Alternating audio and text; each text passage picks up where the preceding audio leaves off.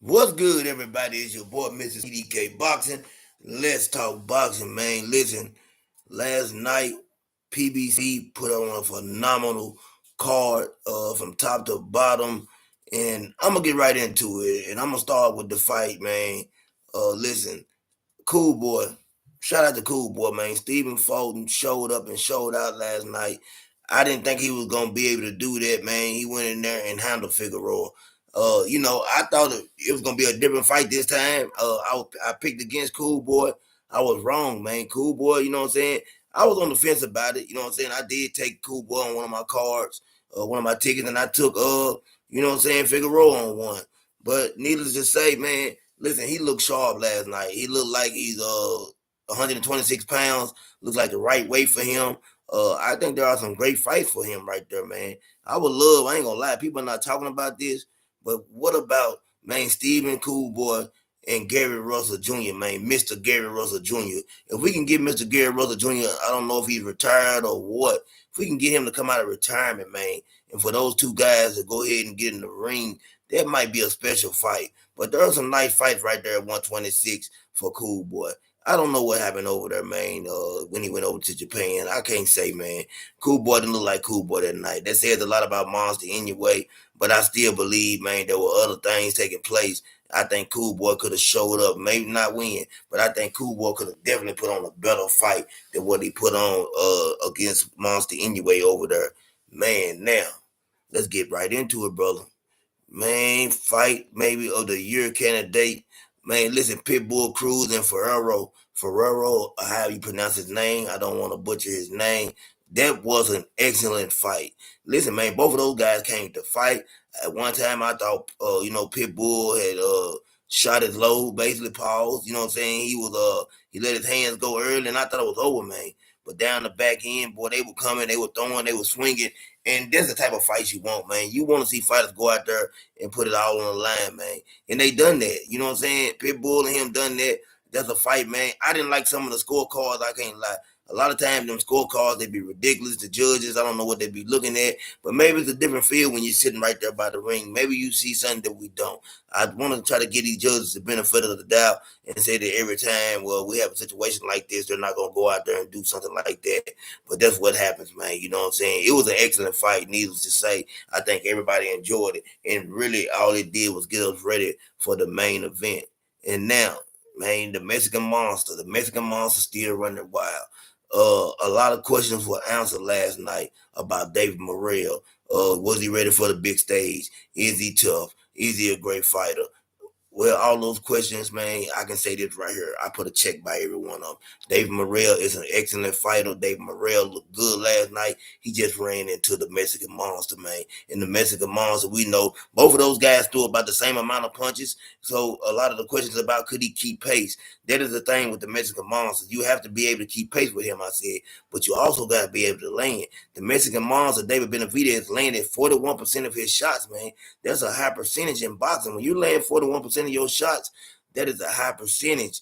And I'm gonna say I had him maybe David Morrell winning 3-4 rounds. You know what I'm saying? I gave the rest of the rounds to David Benavidez. But needless to say, it was a great fight. Now we seen David Benavidez get tripped and they call it a knockdown. But I don't like what that ref did. He never gave David Morrell any warnings or anything, and he immediately takes a point. I feel like he was basically doing that, man, to even out what he had done wrong the first time when he called it a knockdown. We don't need this referee, man, officiating fights. This is like I think it's fourth or fifth David Benavidez fights. A lot of people have a problem with this guy, and I don't like situations like that. The referee should never. A good referee, most of the time, he's not going to be involved in the fight. When you got a referee and he doesn't have to get involved, he knows how to stay back and stay out the way. That's what you want, man. Let the action speak for itself. I just didn't like that right there. But after we seen David Benavidez still have bad blood with Dave Morrell's promoter, and I just say, man, I understand what David Benavidez is coming with with the promoter, man. I don't like the promoter. I don't like the way he carried himself. There was no respect. I truly respect when David Benavidez got up and gave David Morrell his belt back. You know what I'm saying? And they showed each other love. After all that talking they done, after everything that we seen, man, when you get in there and face somebody and you fight somebody, man, like that, hey, you're gonna gain a newfound respect for him. And for David Morrell, David Morrell got a chin now because we've seen people go down plenty of times when David Benavidez get to putting those combinations together like that, man, and wears you down. So that lets me know, man, David Morrell was in tip top shape. He was great out there, and nothing but respect for that guy. I also heard David Benavidez say that he wants the fight between him and Arthur Beterbiev or Dimitri Bivol, whoever wins that fight, to be in the States in Las Vegas. That's where his fan base is at. I don't know if he's gonna get the collar shot on that. The champion is gonna make a decision, and it seems like Arthur and Dimitri are tied in with Turkey. But I'm gonna tell you something about Turkey Al-Sheikh. I keep telling people this. He doesn't have a problem putting fights on in the States. And if it makes sense, he'll do it. And I definitely think it makes sense to have David Benavidez with that type of fan base to have that fight over here in America. Dude has a large fan base now. They're talking about the pay-per-view might do 500,000 buys. If it does that, man, we have a new superstar on our hands. And I definitely hope so, man. David Benavidez has been working hard to get away from up under Canelo's shadow to make his own lane, as Canelo has said. And, when a person is making their own lane, all you can do is respect it. I don't know what more Canelo can want for this young man to do. He's taking on all the tough challenges at the 168 pound weight class, and now at 175 pounds, we seen what he's done, man.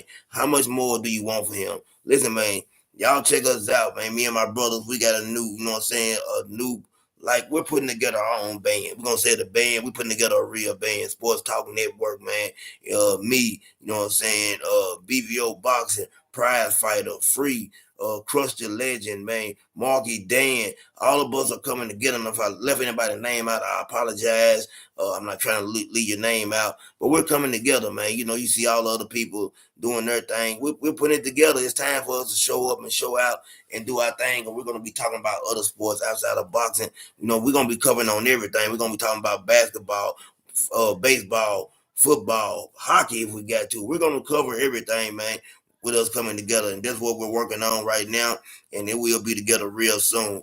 Now, we got Claressa Shields fighting tonight. Like I said, this fight has been under the radar. And I think she kind of picked a bad time to put a fight on a Sunday. You got the Pro Bowl today. But also on top of that, I'll say this. I think the Claressa Shields fight, like my guy Price said like last night, should have been on Friday.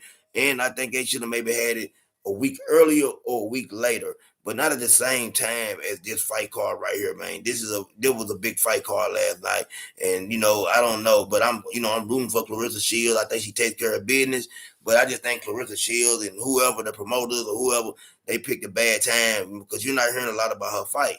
But I think it's gonna be a great fight. She's going for undisputed, and that in itself, man, is a big accomplishment at the heavyweight division.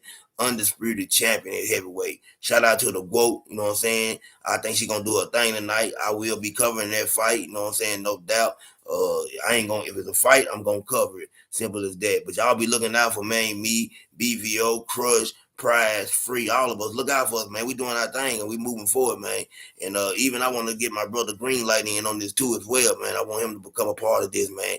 That guy been showing us a lot of support. He's doing his thing, and it would be great to have him on board with us. I'm not gonna hold y'all up too long. I'm finna take care of business. This is CDK Boxing. I'll be covering that fight tonight with the GOAT. I'm out.